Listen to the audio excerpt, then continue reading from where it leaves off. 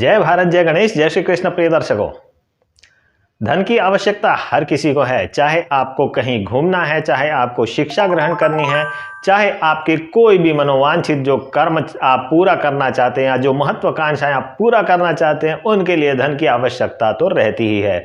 आज मैं जानकारी देने वाला हूं कि सिंह लग्न, सिंह राशि वाले जातक, इनकी कुंडली में धन योग, राजयोग किस प्रकार से बनते हैं। देखिए, धन योग का मतलब यह नहीं है कि आप अगर पढ़ाई कर रहे हैं तो भी अपने आप धन आएगा। अगर आप कुछ करते हैं, अगर आप जैसे व्यवसाय करते हैं, आप नौकरी करते हैं, तो वो जो टाइम पीरियड है जहां आपकी अर्निंग अच्छी हो सकती है, वह धन योग कहलाते हैं। या फिर आपको किसी अन्य प्रकार से कमीशन के तौर पे भी जो अर्निंग होती है, वह सब धन योग होते हैं। तो आज सिंह लग्न और सिंह राशि वाले जातक पूरा अंत तक देखते रहिए यह वीडियो। बहुत जानकारी आपको देने वाला हूं, ऐसी जानकारी जो आपको किसी भी चैनल पे नहीं मिलने वाली है। मैं हूं ज्योतिषाचार्य आकाश, आप देख रहे हैं नक्षत्र ज्योतिष। सब्सक्राइब करें नक्षत्र ज्योतिष भोपाल चैनल को और बेल आइकन को दबाना ना भूलें, ताकि अगले वीडियो का नोटिफिकेशन आपको जल्द से जल्द प्राप्त हो। चलिए शुरुआत करते हैं। सिंह लग्न, सिंह राशि, धर्म त्रिकोण 159।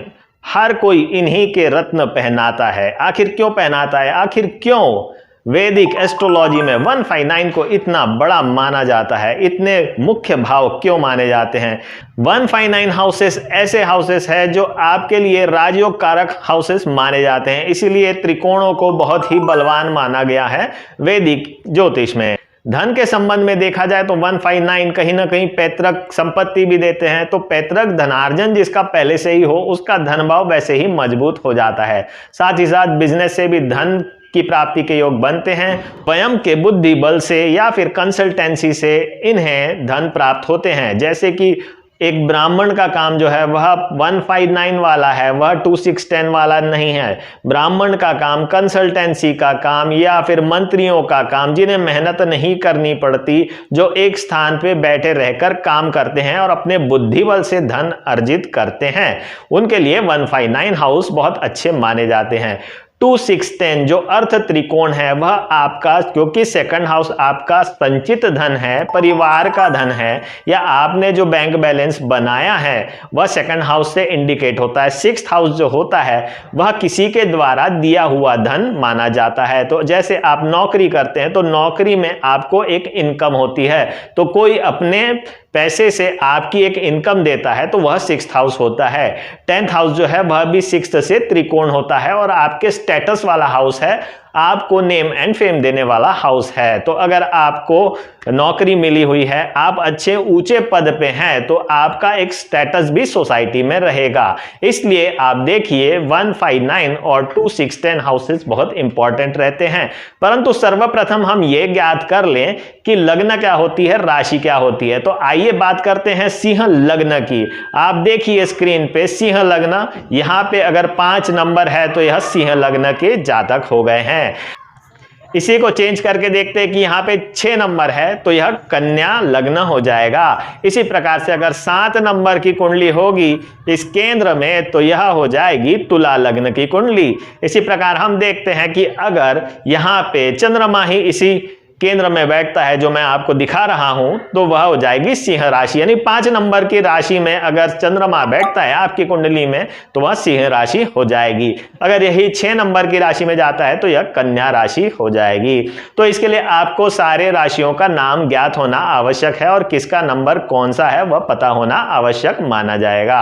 यह ज्योतिष के बेसिक्स होते हैं जो आपको आने ही चाहिए। चलिए अब बात करते हैं कि सिंह लग्न में 159 हाउस जो होते हैं, जो आप लक्ष्मी त्रिकोण भी कहा जाता है, इनको देखते हैं कि कौन कौन से हाउसेस है और कौन कौन से राशियां इसकी स्वामी बनती है।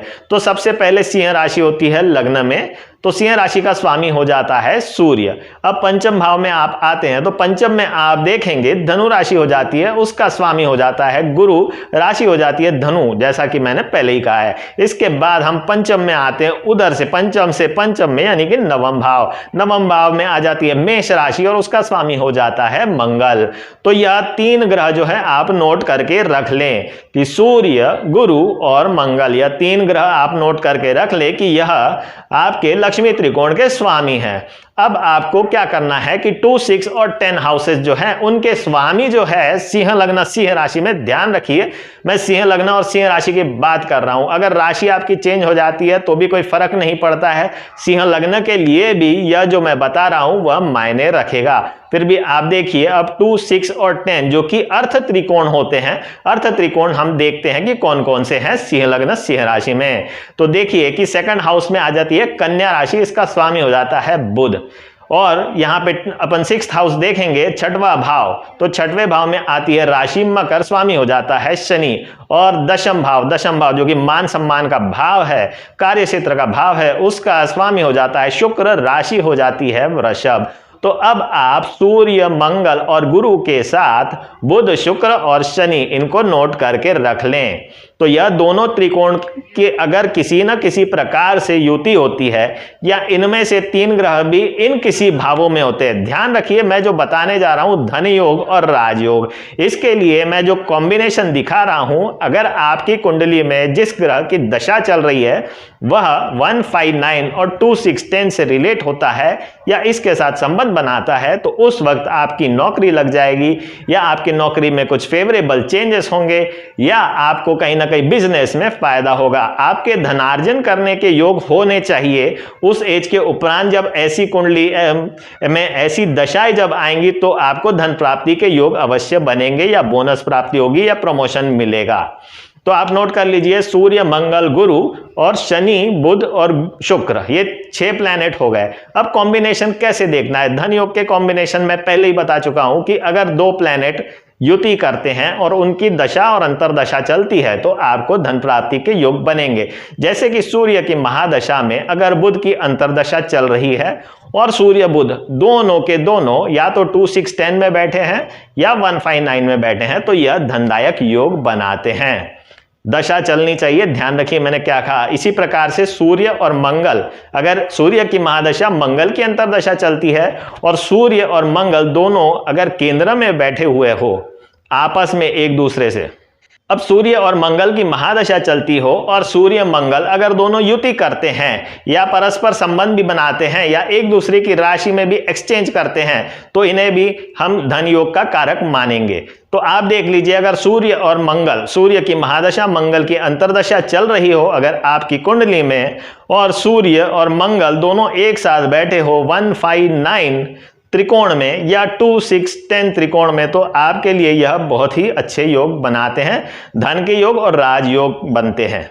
साथ ही साथ अगर सूर्य की महादशा गुरु की अंतरदशा, अब इन्हें रिवर्स भी कर सकते हैं, जैसे कि बुध की महादशा और सूर्य की अंतरदशा, मंगल की महादशा बुध की अंतरदशा या गुरु की महादशा और सूर्य की अंतरदशा। इसी प्रकार हम बुध शुक्र का भी जो कॉम्बिनेशन है वह देख सकते हैं या सूर्य बुध का भी कॉम्बिनेशन देख सकते हैं। तो जो 6 प्लैनेट का कॉम्बिनेशन हमने बनाया है उसमें किसी भी प्रकार से अगर 1, 5, 9 और 2, 6, 10 में यह योग बनता है तो आपके लिए यह धनदायक और राजयोग कारक और प्रमोशन वाले योग बनाते हैं। तो यह बात ध्यान में रखिए, मैं जिस तरीके से आपको बता रहा हूं यह बहुत ही इंपॉर्टेंट है। आप ध्यान रखेंगे तो आपको कुंडली में अगर धन से रिलेटेड कुछ समस्याएं हैं तो वह इस तरीके से हल हो सकती है और आपको धन के लिए लाभदायक समय पता चल जाएगा। ध्यान यह रखना है कि यह स्टूडेंट्स के लिए नहीं है, अगर स्टूडेंट्स ने अर्निंग करना शुरू कर दिया है तो उनके लिए भी यह योग उत्तम रहेंगे। अदरवाइज अगर वो पढ़ाई करते हैं तो 1, 5, 9, 2, 6, 10 उनके लिए कॉम्पिटिटिव एग्जाम्स में सक्सेस वाले भी भाव माने जाते हैं। तो इस प्रकार से हम देखते हैं कि सूर्य की जो लग्न है सिंह लग्न और सिंह राशि, इसमें किस प्रकार से धन योग बनते हैं। चाहे आप शनि बुध ले लो या शनि शुक्र ले लो या शुक्र बुध ले लो या शुक्र शनि ले लो, इनकी भी अगर आपस में संबंध है 1, 5, 9 और 2, 6, 10 के साथ कहीं पे भी इनका युति होता है या इनका परस्पर संबंध बनता है या एक्सचेंज होता है राशि का, तो यह धन के लाभ वाले योग बनाएंगे ही। साथ ही साथ अब हम बात कर लेते हैं राहु की। राहु मैं पहले ही बता चुका हूं कि अगर किसी ग्रह के साथ संबंध बना रहा है यानी कि किसी ग्रह के बहुत समीप है तभी वह उस ग्रह का काम करता है, क्योंकि यह छाया ग्रह है, यह अकेले काम नहीं करता। सेम इसी प्रकार से केतु के बारे में भी आप यही सोचेंगे, यही देखेंगे कि केतु अगर मान लिया जाए कि सूर्य के साथ बैठा हुआ है और यह अगर पंचम भाव में बैठा है, मान लिया जाए, देखिए एक एग्जाम्पल ले रहे हैं, तो केतु और सूर्य को ग्रहण योग बता करके कई लोग आपको डरा देंगे, परंतु केतु काम करेगा सूर्य का ही। हाँ, आखिरी में एक और चीज बहुत ध्यान देने वाली है, बहुत जरूरी है कि जो भी कुंडली में जो युति देखनी है, जो भी ग्रहों का संबंध देखना है, वह निर्यन या चलित कुंडली से देखना है, आपको राशि कुंडली से नहीं देखना है।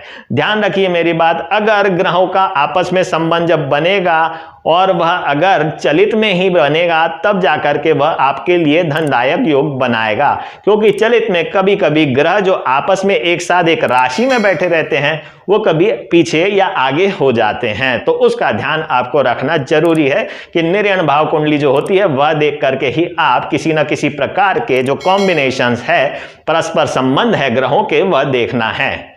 तो राहु के बारे में मैं बता चुका हूं कि जब वो किसी ग्रह से युति करेगा, खासकर से सूर्य, बुध, शनि, शुक्र और चंद्र और मंगल, माफ कीजिएगा चंद्र नहीं आएगा क्योंकि चंद्र यहां द्वादशेष हो जाता है, मंगल और गुरु अगर आ जाएं और राहु इनके साथ युति करे, भले ही कितने लोग इसे अंगारक योग बना दे या फिर गुरु राहु का चांडाल योग बना दे, पर अगर वो 159 और 2610 में है तो वह आपके लिए अच्छा ही रहेगा।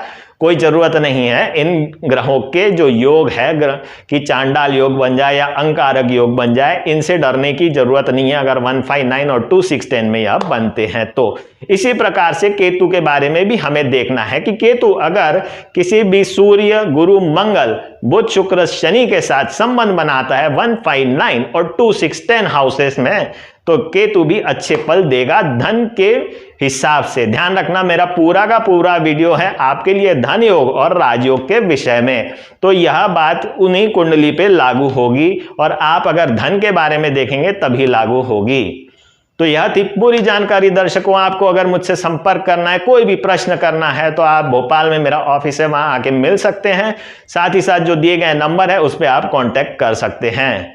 आज के लिए इतना ही प्रिय दर्शकों। जय भारत, जय गणेश, जय श्री कृष्ण।